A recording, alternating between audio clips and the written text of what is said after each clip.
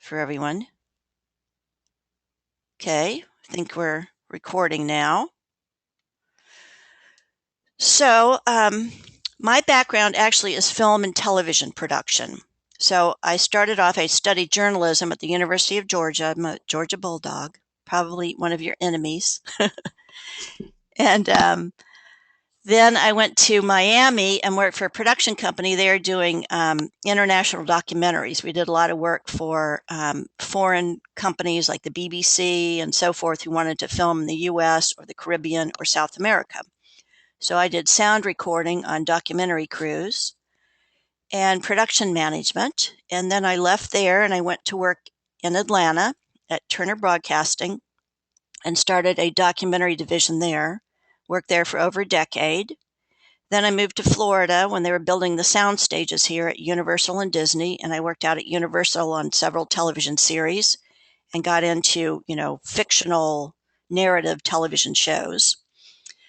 And then I went to work. I also did all kinds of freelance stuff for HBO and Warner Brothers and so forth. And then I went to work on the remake of the Mickey Mouse Club for the Disney Channel. And that got me even more involved in clearing music because it was a musical variety show. So I had lots of people to, lots of songs to clear and so forth for the guest appearances, and we produced an album and so forth. So my background really is in producing film and television, and specifically, I was in management in terms of negotiating licenses and for music, finding composers, negotiating cast contracts, director contracts, all that kind of stuff, the legal part of it. So it's kind of a good fit for me, this class. So I used to teach music business management, and now I'm doing this. And basically what our course is trying to do is make you aware, really. I mean, you may not want to be a music supervisor, but it's a field that's very helpful because it's a growing area, and it can mean licensing for lots of artists. So it can be another source of income or something that you can kind of do on the side to make money and so forth. So I think it's a really good idea that we've added this class to kind of make people aware of the opportunities in music placement, even if you're managing an artist or something like that. To know how it all works can give you an edge if you're trying to get something, placed in a TV show or something like that, which of course is great for artists. So what we're going to do here is the music supervisor is the one that kind of is the music expert for filmmakers. Or I'm using filmmakers, but it really applies to television, films, video games, any kind of multimedia project. And most of the people who do that are visual people. So they don't really know that much about music. So they need people who are expert in music, who know about different genres and all that kind of stuff to help them select music. So in order to do that, we have to learn the language of images, of how music and images fit together. So part of our job is to kind of analyze what a director or a producer of a video game or a film or whatever is trying to communicate. So we're going to spend some time kind of learning the language. It's also important that you learn where music comes from. What are the resources? Where can you get music? You can hire composers. Maybe you can't afford that. Then there's, libraries and so forth. And then we're going to talk about how to obtain licenses and create cue sheets for projects. The book is Music Supervision, Selecting Music for Movies, TV, Games, and New Media. It's actually on back order. You will get a code through email that has the code for the ebook. In the meantime, I've posted PDF files with each of the activities so that you can, you have something to read in the meantime. So it may be next week before you actually get the actual ebook. But you have the chapters are all scanned. So what the music supervisor does is they suggest outside music and source music for video projects, media projects. So that means maybe they need a composer. So you might have to help them find a composer, or maybe find a existing song that fits what they're trying to do. Okay.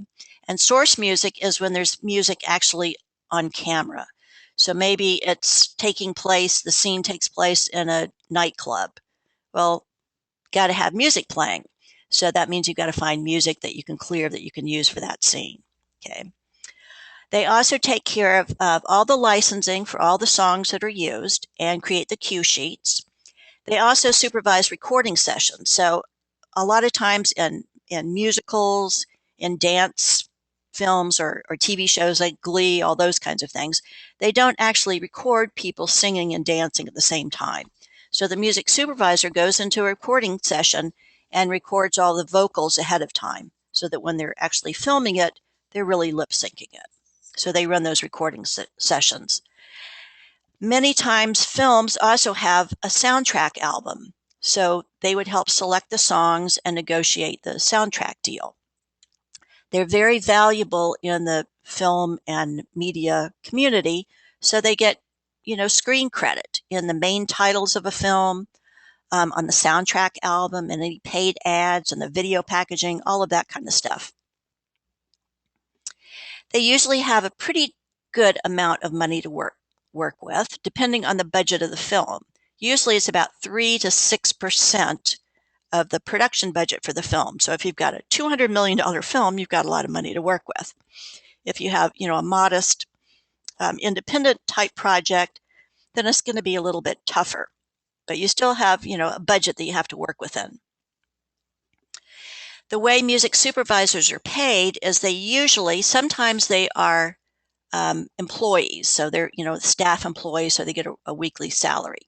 But that's relatively rare. Most of them are freelance and they get a fee per project. So for a regular, middle budget type feature film, they might make about $100,000 for that project.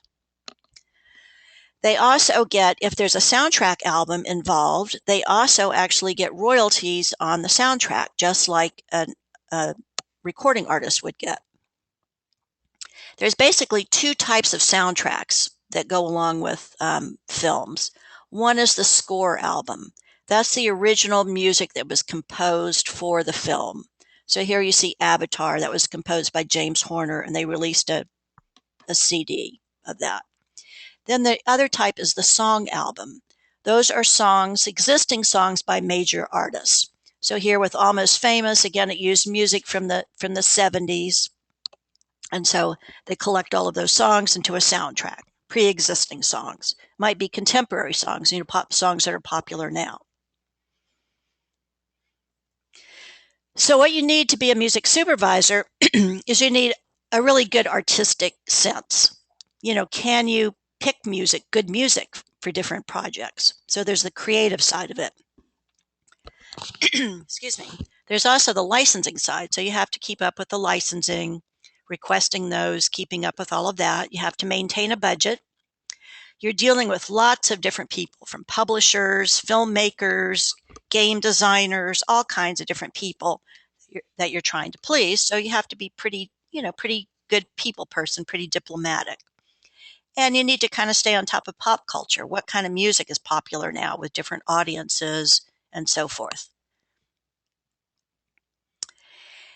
The other thing that I wanted to bring out is that different kinds of film genres each have different characteristics that audiences recognize. Okay. So for example, in a Western, you see similar characters and situations and so forth. Okay. This formula then gets repeated over and over again. And people, when you go see a movie, what kind of movies do you like, Sean? I like suspense and Suspense. comedy. Okay.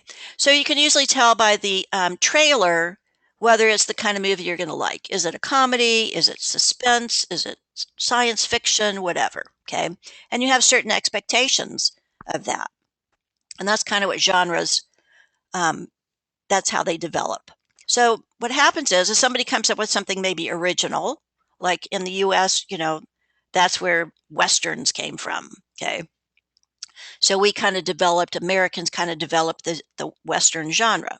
So then as it gets repeated, then it becomes a genre. And it's very much influenced by the audience. So it's constantly evolving and adapting over time.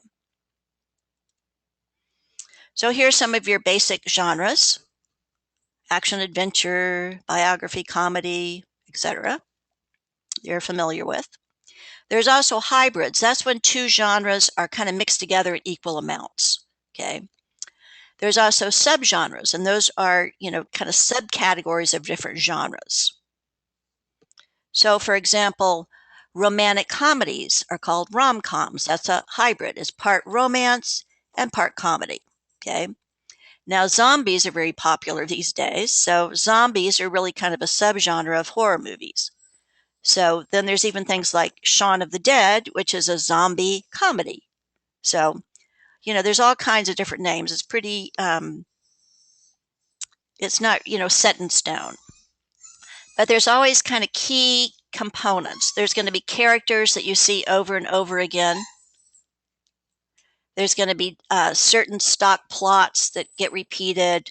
The locations are repeated. There's certain props that you would expect from certain genres. The music may also be influenced by the genre. So these are called genre conventions.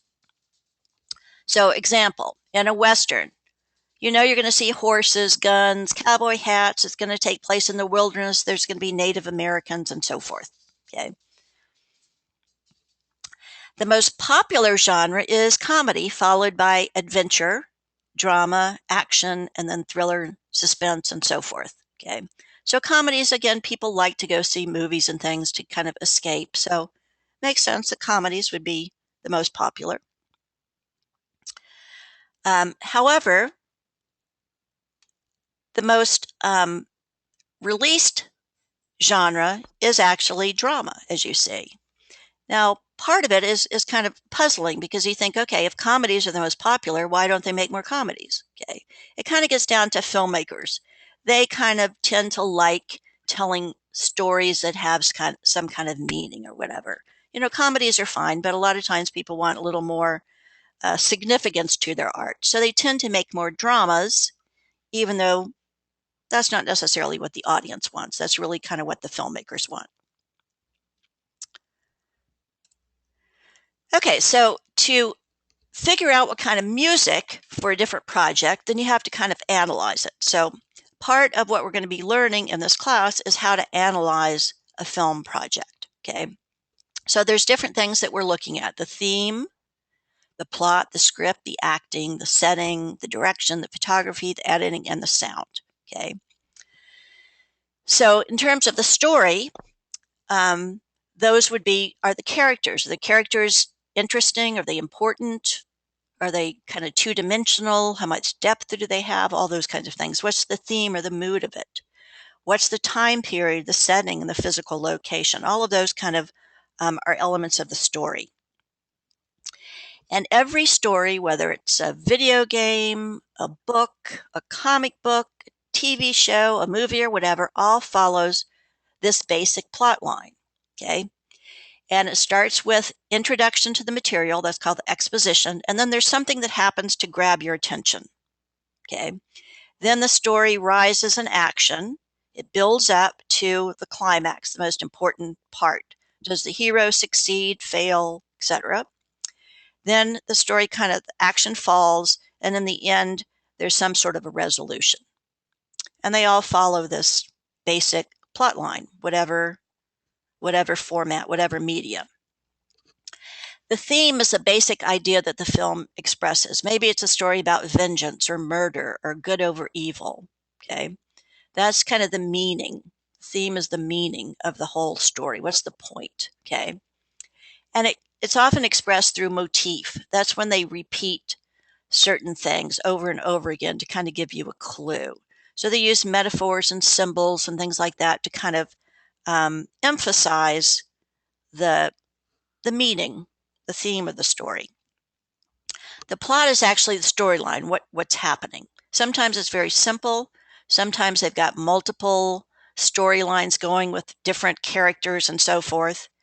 But it's the device that expresses the theme. What happens that creates the meaning? And what they use are archetypes. Archetypes are recurring images, symbols, characters, settings, and patterns that occur throughout all literature and film. Okay. through all of our storytelling. Those are kind of the building blocks of any kind of story. Again, whether it's a game or a song or anything. So an archetype is the original model from which everything else is based. So for example, a villain. Okay, a villain is like an archetype. Okay, so Frankenstein and Dracula are both villains, and then all subsequent bad guys, Freddy Krueger, etc., are all kind of based on that basic model of a villain. We know kind of what to expect from a villain. They don't go suddenly, nice and benevolent. They're always evil and so forth. So we recognize these things. It actually was developed by a psychiatrist and psychologist, Carl Jung, in 1919, and he created this whole theory of archetypes being the collective unconscious, okay, of human beings. And it's all things that wherever we are, whatever culture we come from, whatever language, whatever age or whatever, it's these symbols that we automatically recognize. And it was expanded upon by Joseph Campbell, and he was a literature professor. And he wrote The Hero with a Thousand Faces. And what he did is he went back through all of our human literature from, Greek tales to the present and realized that they all boil down to a few of these basic archetypal characters. And they're just repeated over and over again through all stories, through all time periods, and so forth. So they're basically a universal symbol of a bigger idea. So for example, when anybody looks at a baby, they automatically associate youth and innocence with that. Again, whether you live in, Afghanistan or Japan or the US or whatever, okay? When we see a road, it may not just be thinking of a trip, it may be symbolizing kind of a journey through life. So there's certain symbols that have bigger meanings, essentially. So they're universal in human beings. And I think this is a good example. It says an archetype is to the psyche what instincts are to the body, okay? So, we know we have these basic instincts, fear, fight or flight, those kinds of things. We have these basic human instincts that we really, we don't really control. They're just built into us. The same thing is true with our psyche, our psychology. There are certain things that are built into it that we automatically have without creating it. So in terms of stories, there's basically three different types of archetypes: the situation, the character, and the symbol. And most works of art combine all of these things. So with a situation, it's the common kind of situations that you see over and over again in movies, okay, or TV shows or anything. Usually, sometimes like you'll start to watch a TV show and you kind of know what's going to happen, okay? That's because you're watching one of these situational archetypes and you kind of know in the first few minutes pretty much what's going to happen. So some of these, for example, one of them is called the quest, the journey, the task, the initiation, and so forth. And they've actually, a guy named George Polti, who I think was Italian, I believe, and in the 18th century, he analyzed all of these different stories throughout history and found that there's basically just a few situations that represent all human possibilities. 36 dramatic situations that humans can experience, which is kind of strange that life boils down to 36 different possible situations. And if you have any questions, just let me know. Okay. Okay. With characters, again, it's the same thing. It's the same types of characters that you see over and over and over again throughout history. Heroes, good guys, bad guys, etc. Okay. So these are some of the basic ones. The hero, the initiate, okay, somebody who's, developing, being initiated into some knowledge. A mentor who guides people. A loyal retainer is the loyal sidekick. The devil or the bad guy. A monster, creature of nightmares. So all of these are kind of versions that we see over and over again. So here you can see kind of a chart. Let's see if I can. Yeah, here we go. So here, for example, Harry Potter. Okay. Harry Potter's the hero. Okay. Dumbledore is the wise old man, the mentor. Voldemort's the bad guy. His sidekick is Quirrell. Okay. Then there's usually like a shapeshifter. This is somebody who's, you're not sure if they're a good guy or a bad guy. They can kind of change. Okay. So he's the shapeshifter. And then there's usually a trickster that provides comic relief. So that's Ron Weasley. For Star Wars, you've got the same thing. Luke Skywalker's the good guy. Obi-Wan Kenobi is the wise old man. Darth Vader the bad guy. The stormtroopers are his sidekicks. Han Solo is sometimes good, sometimes bad. And then the robots kind of are the comic relief. So you can see every movie or story kind of fits into this grid.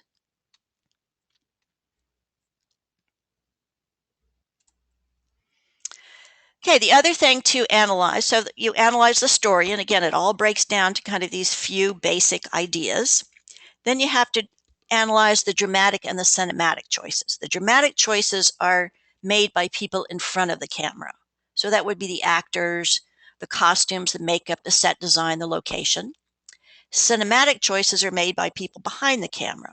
Okay, so that would be the cinematographers. They're deciding what goes in there, the director, the cinematographer, what goes in the shot. So with acting, again, bad acting can ruin what could be otherwise a good film. If I usually ask my students, who do you think are bad actors? And Kristen Stewart usually comes up. um, but Really? it Kristen Stewart, she was in the Twilight movies, I think. Okay. You ever saw those? Anyway, um, or sometimes they what Keanu Reeves sometimes comes up or whatever. Okay, but acting is difficult because usually they shoot everything out of sequence, so they've got to be able to kind of really get into an emotional scene in minutes. Okay, it's hard to kind of turn emotions on and off like that. The other challenge we have too is that now with all these special effects, you can see here they've got the green screen. There's hanging by harnesses there, pretending they're flying, and it's hard to pretend when you've got a whole bunch of people running around, looking at you while you're hanging from ropes and pretending that there's monsters or whatever all around you. Or again with Avatar, where they create all of these kind of animated characters, and you can see she's got all the little green dots and all that kind of stuff that they use to create the animated characters. It's hard, in these artificial environments to really get into a character. So it does take a lot of talent to do that. The setting also is important, as well as the costumes and makeup, because that's what kind of creates the atmosphere. It's also very helpful for actors because if the costumes are good and the setting and so forth, it gives them, better access to, kind of the character and what they would be feeling and so forth. Here is Across the Universe, and here they had to get costumes that recreated the 1960s. So sometimes it's a period piece, sometimes it's contemporary. You have what's called mise en scene, and this is a French term meaning what's put in the scene. So this refers to everything that's in every frame of a video game or a TV show or whatever. So it's the composition, the framing, the camera angles, the characters, the movement, the lighting, everything. And that's really what you have to look at is everything in the frame to really understand what its purpose is. So in terms of framing, they use different types of shots in order to do that. So one of the basic ones is the establishing shot or the long shot. And this helps set the scene. So here you can see this is an establishing shot, and it gives you lots of information about what the story is, where it takes place. So here it's in a city.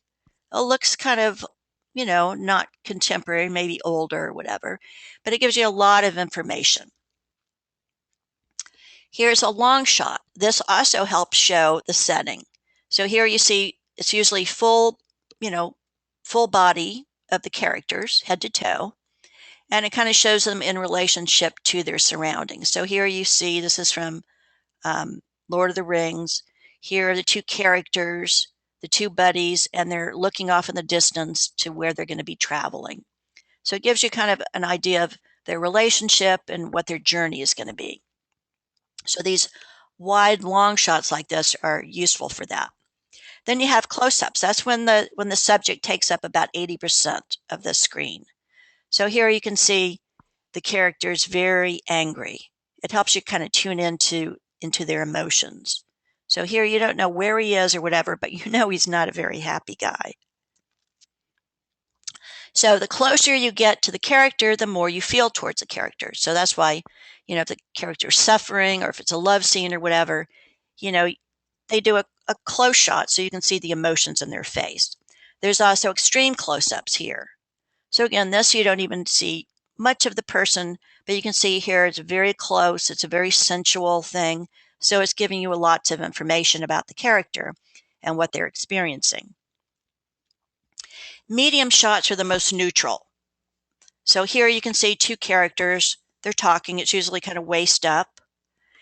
And these are the most common ones that you see. So you have some idea of where they are, a little bit about their expressions and so forth. The farther away you are from the subject, the farther away you feel from the character. So here, this is a good establishing shot because it tells you where the story is going to take place. And you can tell it's not current day. It's, they've got wagons and so forth. But you don't know who the characters are. It kind of gives you some information, but not much about any of the characters. Well, this one is such a close-up of the guy's face. You really kind of get into his head. What is he experiencing? Who is he? What kind of life has he had, etc. Also, the way it's framed here, you can see in this one, you've got several characters, two main characters. The dominant one is the guy in the front. You can also see they used other types of symbols. He's in white, the other guy's in black. He's looking off in the distance, the other guy's looking at him. So all of these things are conveying information about the characters and who they are and their relationships. So when you look at a scene, you have to figure out, what's the camera position? Is it high, shot from high above, eye level, low angle? Okay. So here you see in the first picture, the guy is pretty much eye level, just as if you were standing there talking to him. While in the one on the right, it's looking up slightly at him.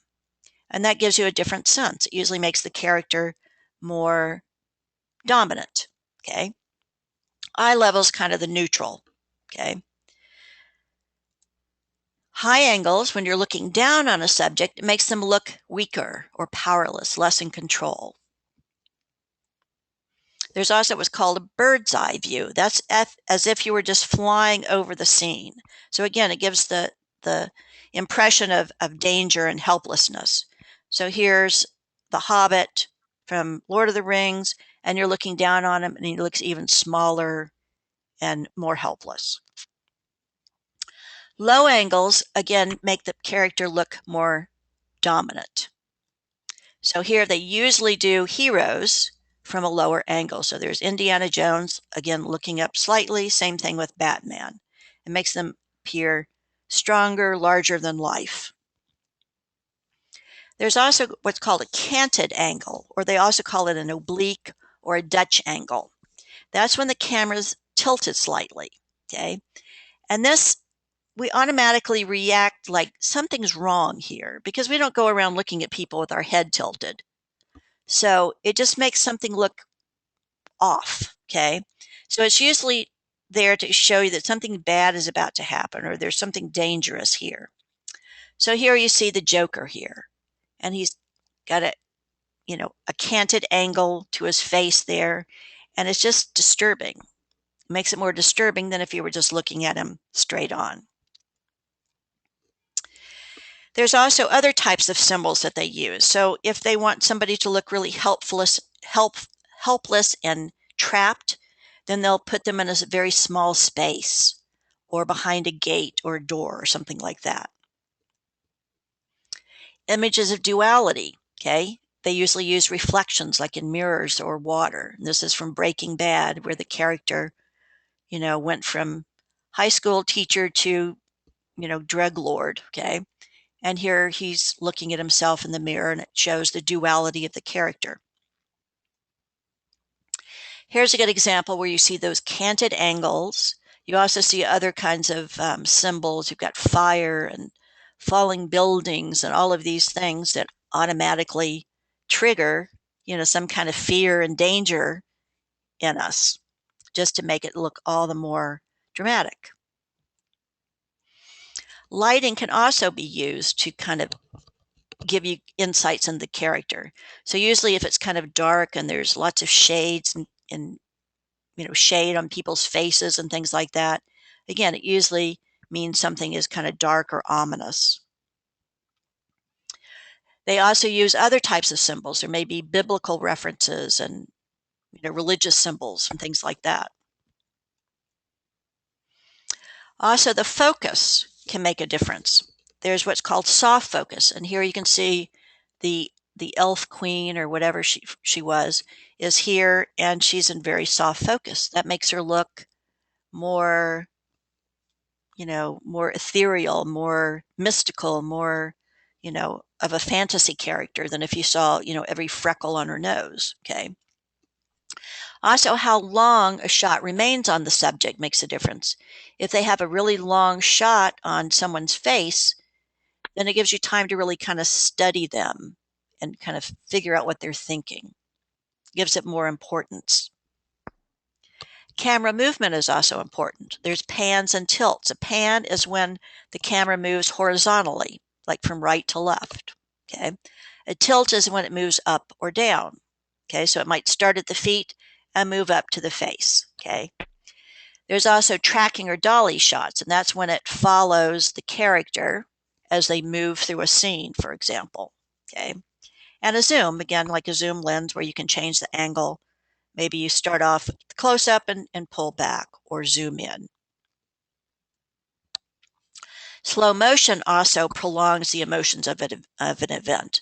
I mean, that's nothing we experience in real life, but in lots of movies, the big climactic scene is oftentimes in slow motion. Okay. It makes it much more dramatic, even though it's not realistic at all.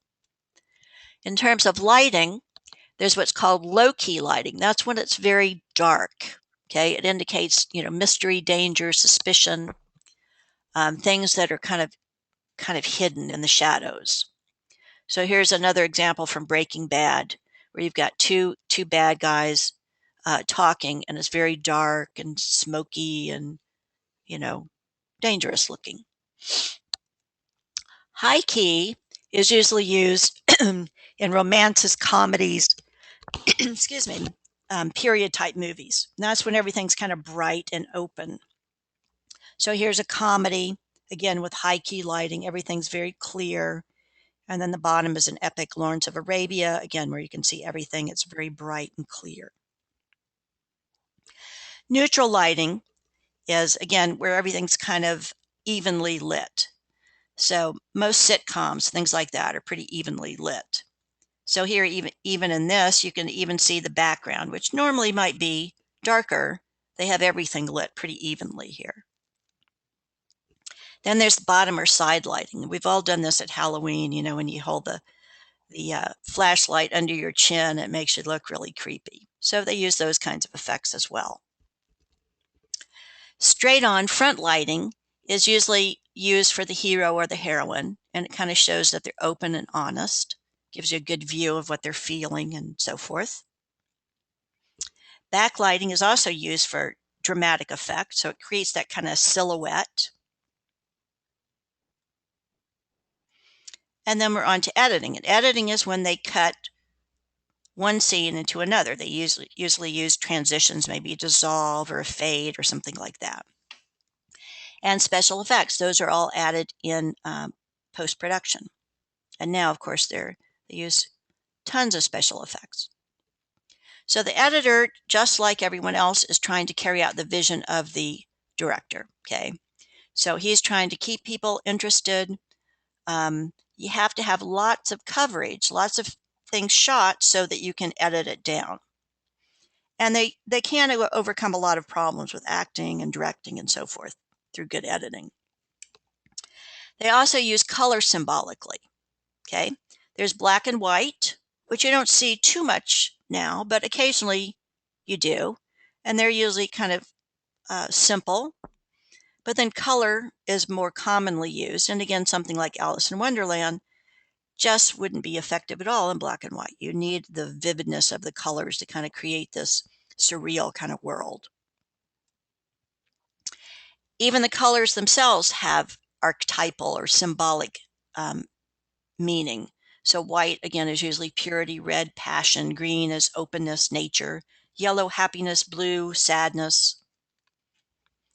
With sound, you have basically two types of sound, diegetic and non-diegetic. Diegetic is sound that's recorded when it's happening. So the characters hear diegetic sound. So it's things they're hearing. They're hearing other people speaking. They're hearing, cars. They're hearing birds, whatever it is. It's taking place within the story world. Non-diegetic sound is sound added in post-production. That's things that the characters in the story do not hear. So, for example, the soundtrack music, okay? The characters in the story don't hear it, but the audience does. So that's non-diegetic, okay? So the underscore, the soundtrack, okay, that's what really creates the, the mood, the emotions for the audience. It's incredibly important. Sometimes silence also creates a mood. Just hearing somebody's footsteps as they're going down a dark hall could be really scary. You may not need, music to create the tension. Sound effects are also added to make the film more realistic. So explosions, the lightsaber noises, things like that they can create.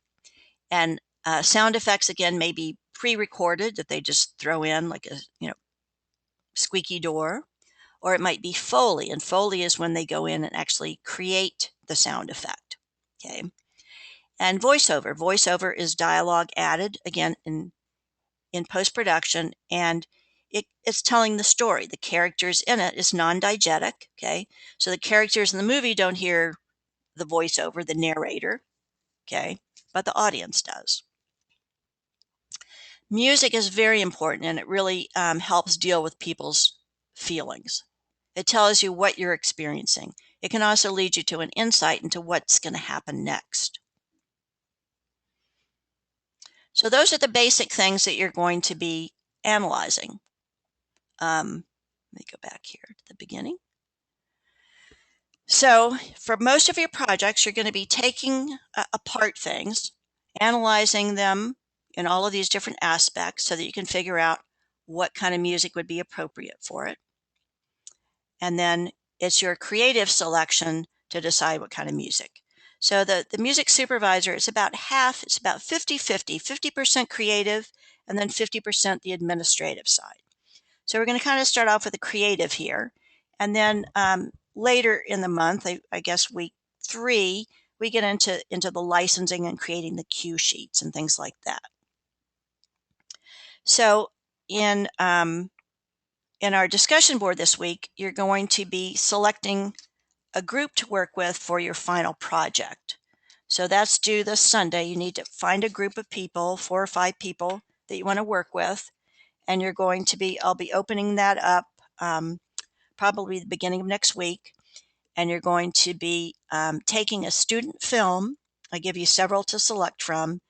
And you're going to analyze it. Again, all of these aspects that we talked about.